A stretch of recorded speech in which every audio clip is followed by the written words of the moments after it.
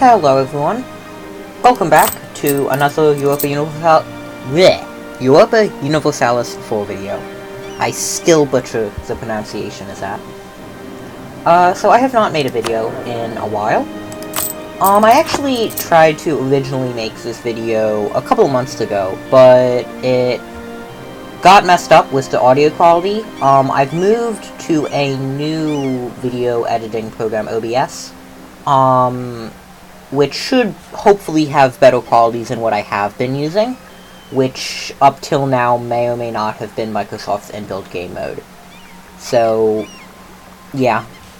But anyway, let's get going with the guide. This will be a guide for playing as Milan and forming Italy. So if you look here, by a bit before 1600, I have, let's see, about 140k, in army. Yeah, it looks like it. And an income of over 200 ducats. Here is the diplomacy map mode. Currently fighting a second war, or I think the third war, against the Ottomans. And my vassals are Catalonia, Valencia, and Byzantium. I'm going to show you how to basically form and succeed as Italy, starting as Milan. Here we go. Let's put our... here we go. Timeline. So, I'm going to put this on slow speed while I explain what to do. So, you're going to start off as Milan, obviously, and there's a few reasons. There are a couple other good choices. Genoa, Florence, and Venice are all fun to play. But the reason I think you should choose Milan is their government type. They have a unique government type they can get called the Ambrosian Republic. You can get it usually within the first couple decades of the game, providing you don't get really unlucky and your starting ruler lives until like 80. Because you get the government when your starting ruler dies. For initial expansion routes, you have a couple options. I recommend, doing one of two things. Always, if you can, ally the Emperor, or when you conquer provinces, don't actually conquer provinces, but instead vassalize nations in the peace deal.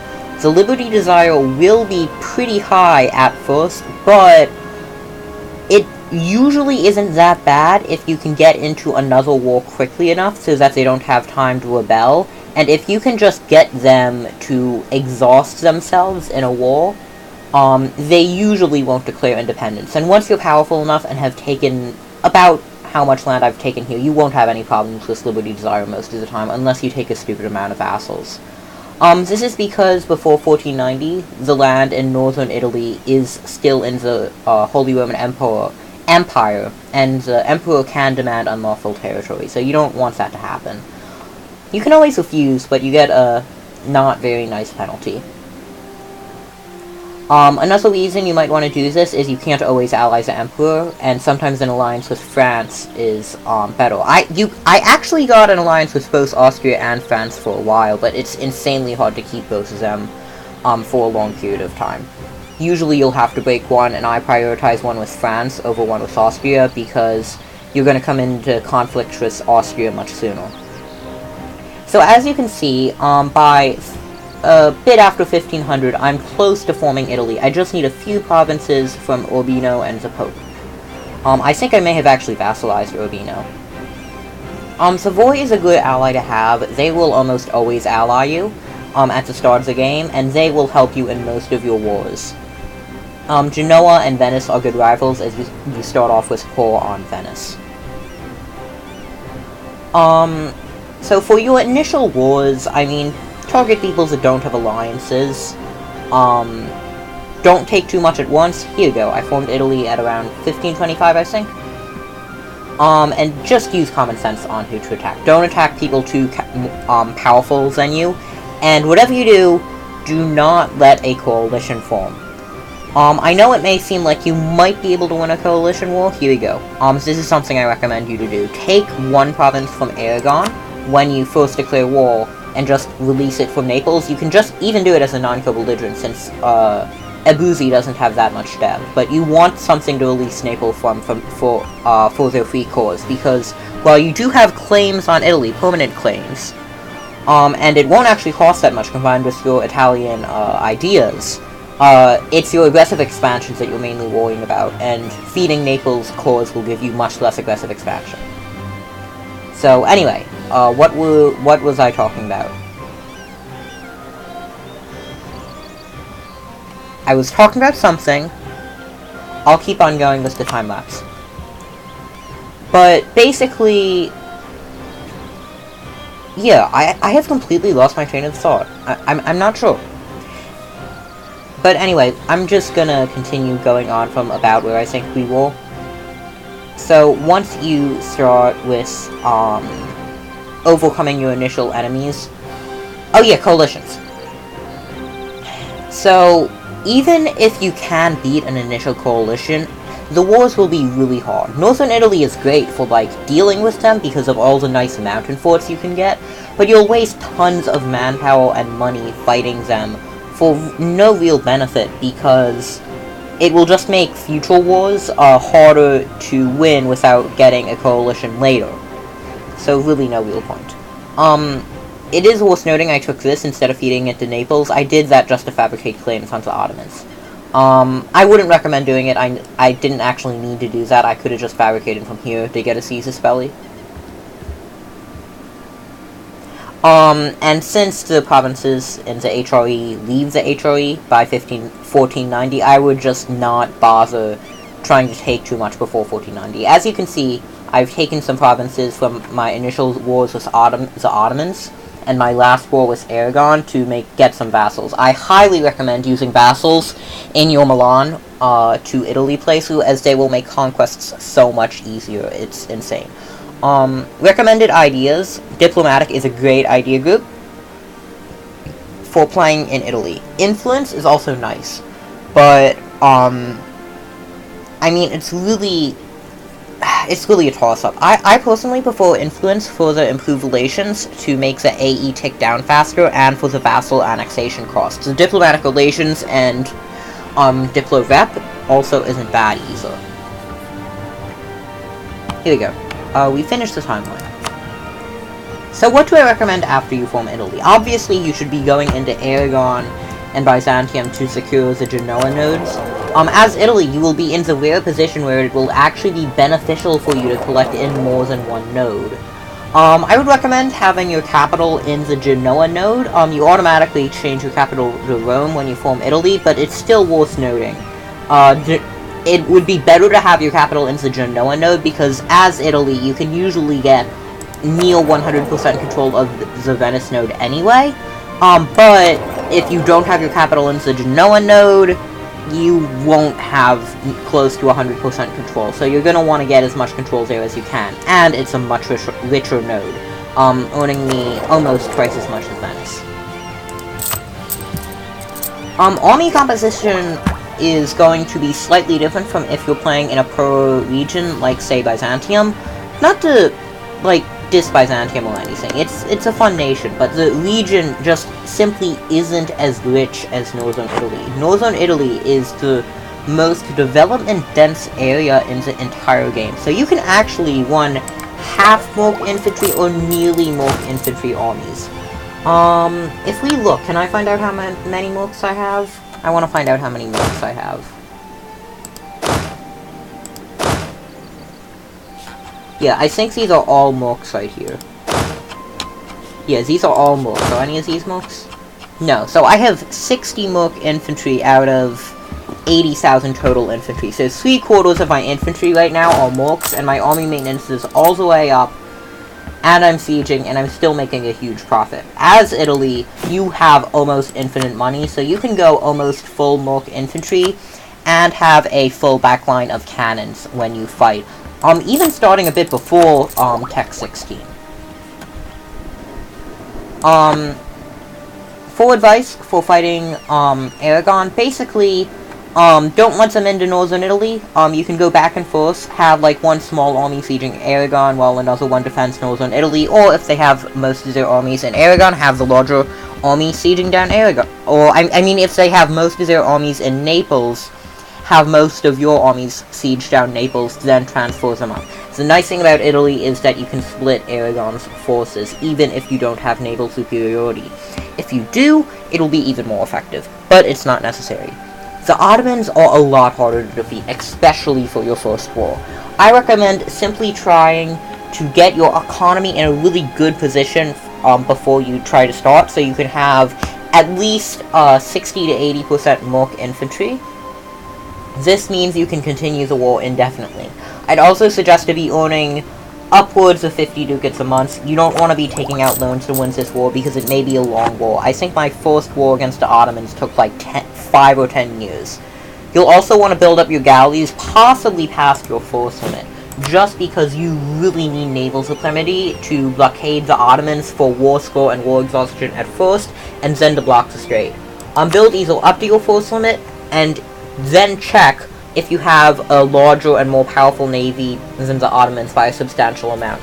Your Italian ideas will help with that, as they give you plus 20% galley combat ability. If you don't have a more powerful navy, keep on building past your force limit. It is essential you have naval supremacy in this war. You can maybe win it without it, but it's going to be a lot harder. And the maintenance cost for naval units is nowhere near as expensive for land units. Even if you do go 2 times up past your naval limit, it still won't cost that much, because it's only 4 times the normal cost, or so. And if the normal cost for, like, nearly 100 ships is, what, 3.5, let's round it up to 4 ducats, that would be for a bit over 100 ships. Then for, like, 200 ships, you have, wow, 16 ducats. So expensive. I mean, it's not nothing, but it's nowhere near as much as your army. So, definitely go as far above your naval limit as necessary to beat the Ottomans. Basically, think your Venice. Idea groups, and ideas in general. Italian ideas are some of the best ideas. I consider them the best ideas for blobbing in single player. To start off, you have global trade power, which is a really nice modifier, and you have a good percentage of 20% for it. And improve relations plus 50%. This is huge for expanding in the early game. Unfortunately, by this time, you've passed about half the stage, or possibly more than half, where the coalition could be the biggest threat, and would form the most, because you need most of northern Italy to form Italy, and that also generates the most AE, so it's a bit unfortunate that you only get this after forming Italy, but it's still an incredibly useful idea to have for blobbing in general, and for taking the rest of Italy. Because it isn't high dev like southern Italy, but it isn't insignificant, especially Sicily. If we look down here, we have stability cost modifier, which I really consider a filler idea. Infantry combat ability, plus 15%. This is amazing. This is a very good military idea. I would consider this worth about 7.5% discipline in the early game, and around 3.75% in the late game. Consider it roughly equal to 5% discipline, maybe slightly better, because early game army quality matters more than late game. Mare Nostrum, galley cost and galley combat ability in one idea. Pretty good. I would consider this very useful in getting naval superiority, especially against the Ottomans. National manpower modifier, plus 33%. Hello, Russia! I am more of a Russia than you are, Russia. I mean, yeah. They don't get their manpower, I think, till... Yeah, they have the same amount of manpower, so they get it early. But you still get basically Russia's amount of manpower, so... Pretty good. National tax modifier, plus 15%. This is one of the best bonuses to tax in the whole game. I think the only thing I can remember that has more is the Papal State. Very few nations have plus 15 or plus 20% tax modifier. Plus 1 yearly prestige is decent. Minus 25% core creation cost is the reason you form Italy. This is so great for blobbing and world conquest, it's not even funny. And plus 20% fort defense, because... I mean, not the greatest perk, but not useless. I mean, the AI loves to just base grace you, so this will help with that. If you activate the edict and take defensive ideas, you can actually get some pretty nice bonuses.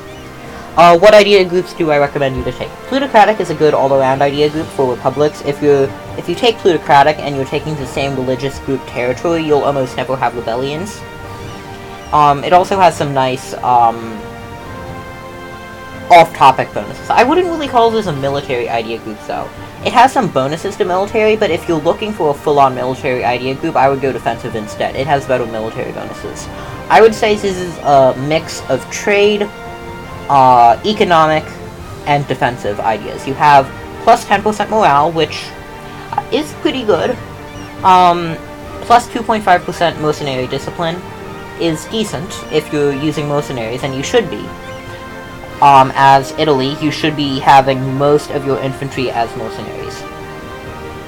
-2 national unrest is really nice. It helps with preventing rebellions.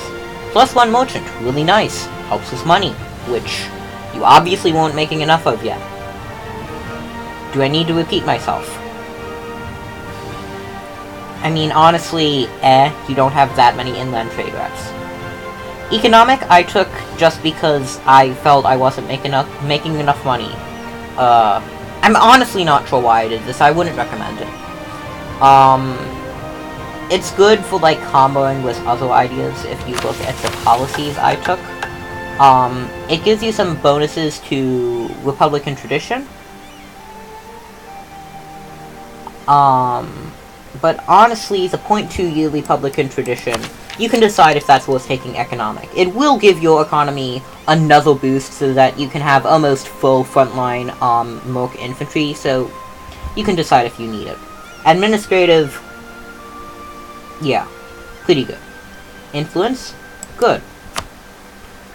And one thing I did confuse earlier is improve relations is in diplomatic, not influence. So, if I had to do this game over again, I'm not sure if I'd still take plutocratic. It gives some nice bonuses, but I'm not sure if they're worth it.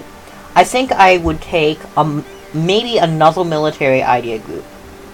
Then economic, I think, still, because if I wasn't taking plutocratic, I would be struggling more with economy. I wouldn't really be struggling, but I wouldn't have as good of an economy. I would still take economic because of the policy, and I might take, say, offensive.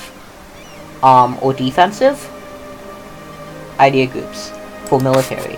I would take diplomatic instead of influence because I feel like you're limited less by monarch points in northern Italy and more by aggressive expansion. And administrative I would take later on. So that, because it really isn't that useful until you've already have AE stopped being the main barrier to expansion. I would also go humanist. It's good in most games. So let's say the ideas are really up to you. You could really go colonial if you really felt like it. If you look, in 1600s, there's still quite a bit of land left to colonize. If you really felt like going colonial, you could take out Castile much earlier than I did. I've been playing a pretty relaxed game so far, and I haven't been min-maxing. Look at how much is left in my treasury. But if you look, I have built temples, workshops, and manufactories in literally every single province. So, yeah. I've built training fields in quite a few provinces, definitely not all the provinces I could. I probably should be building more of them, especially in, say, Montferrat, where I could get, like, 3,700 additional manpower. I haven't been building enough of them. In fact, let's just spam some more because I have money, and why not? And that's about it. You should be by far the first person to get manufactories if you play as Italy. If you aren't, I'm not sure. You're playing Italy wrong. I'm not sure what you're doing. But that's about it for my Italy guide. I hope this has helped you, and hey, it's a video. I might be making more Good Game Empire videos soon. I'm not sure. I might be coming back to the game. If I do, I think I'd be playing it in a different way. I'm not sure. I might make a new account. I feel like I'd want to do a less, competitive playstyle than I did before. I feel like the original reason... You know what? I'll save that for another video. just know more Good Game Empire videos may be coming. And that's my Italy guide. Long, rambly. Sorry, I haven't made a video in a while. Feeling a bit out of it, but there you go. Goodbye.